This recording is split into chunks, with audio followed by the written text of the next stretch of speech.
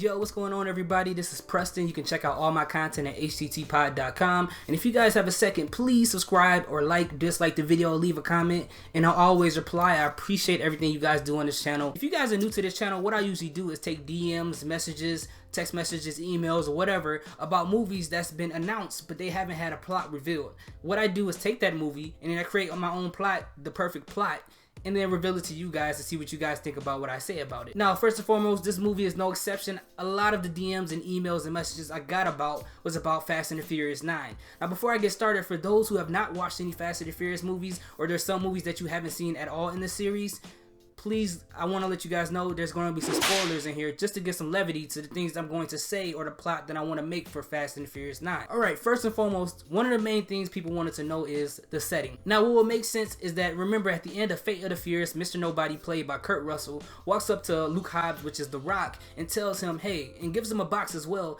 saying, hey, you know what, you can come back and join the crew.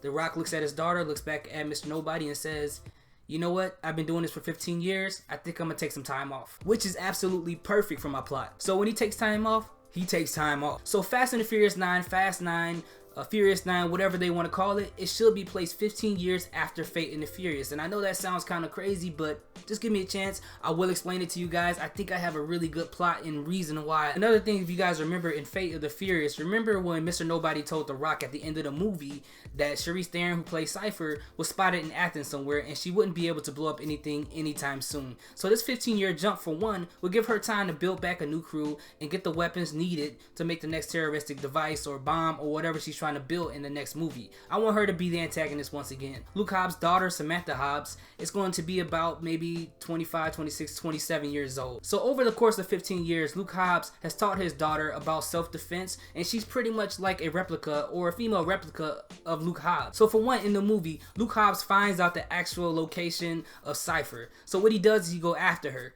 He goes by himself because he doesn't want to involve the rest of the people, because he don't want them to go through anything, and he feels like he can take on this task all by himself. And while trying to take this task by himself, he ends up getting hospitalized by Cypher. Now, I'm not talking about like hospitalized like he broke an arm or broke a leg, but hospitalized like where he's at near death, like he's in a situation where he's in ICU and he needs a lot of help at the moment. But you guys know how these action movies happen. He's still able to talk, he's still able to communicate. His daughter goes to the hospital to visit him.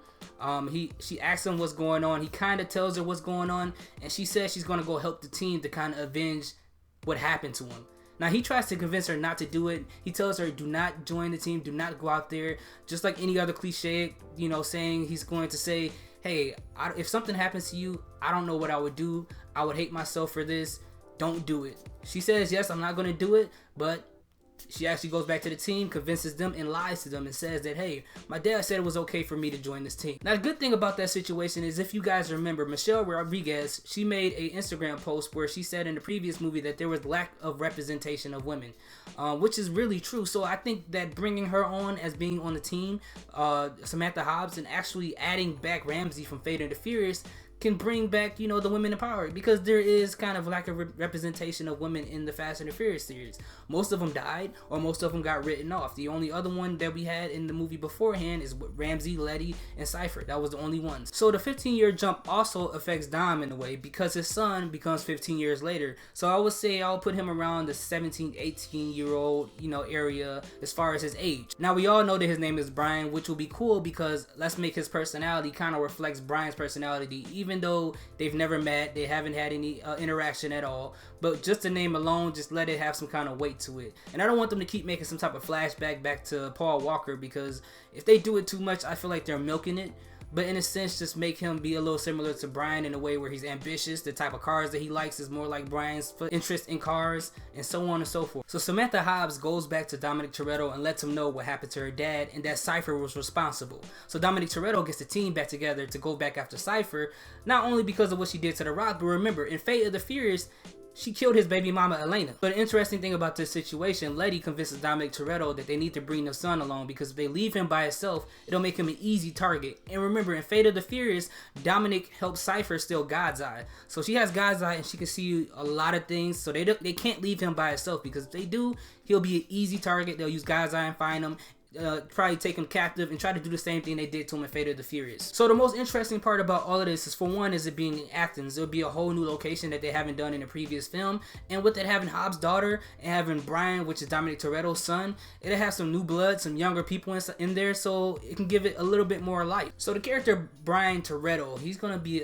a person who's trying to impress women like Ramsey or even Hobbs' daughter, but he's gonna be a bit of a screw up because he's a hothead. He tries to do things too crazy. He's not thinking anything through. He's as adventurous as Brian O'Connor was. And what's going to happen is Dominic Toretto is going to be a little bit hard on him because he almost screws up these missions by doing these crazy things he shouldn't be doing in the first place. And while it's happening, Letty's going to try to convince Dominic to be a little bit more soft on his son, because his son is only trying to oppress his father. And then within the team, it's going to be interesting because whenever they do these missions and they have to split up, nobody wants Brian on their team because he's not focused. He's young. He's not thinking straight. His testosterone is all the way up here. And his mind is always on women and always trying to impress people and try to do something crazy because he's an adrenaline junkie as well. And just like any feel-good movie, eventually at some point, he's going to do so good. He's going to impress his father in the end, like help out in the mission when they're in dire straits, where they're almost getting murdered by Cypher. And it's going to make his dad really proud to be his dad, which is going to be a feel-good moment, and they're going to hug on him, and he's going to be impressed. Now, Taz played by Ludacris, and Roman Pierce played by Tyrese. Obviously, they're going to be kind of cracking jokes on each other back and forth, and spending the entire time mostly trying to impress Ramsey, which is the lady in Fate of the Furious at the end. Because remember, they're going back and forth trying to impress her there. So that's going to be the dynamic there. What's going to happen is that Tej is going to be able to talk to her a lot more because she's a hacker and Tej gets technology. Roman Pierce is not necessarily a technological guy, so he gets a little bit jealous that they're getting a little bit closer based on that technology subject. So what Cypher is going to try to do is try to make some type of EMP bomb that's big enough to explode and try to affect everything electronic and technology around the world. And what she's going to do once it shuts down, she's going to kind of reset and kind of recode it so that she can control everything across the globe. That includes government technology, tanks, missiles, anything within technology. She's going to use this bomb to try to control all of that. And if the crew doesn't stop her, then she's going to take over the world. I'm not going to go through every intricate part of the movie, but I will say this. At some point when they see Cypher's new team, guess who's part of the team? Owen Shaw. Now I know that sounds crazy because he and his brother infiltrated an airplane, and you know they both tried to seek revenge on her because she used Owen Shaw as a pawn for her personal gain. But at the end of the day, whatever she has, he wants it. And during the final scene, unfortunately, Owen Shaw's brother has to decide.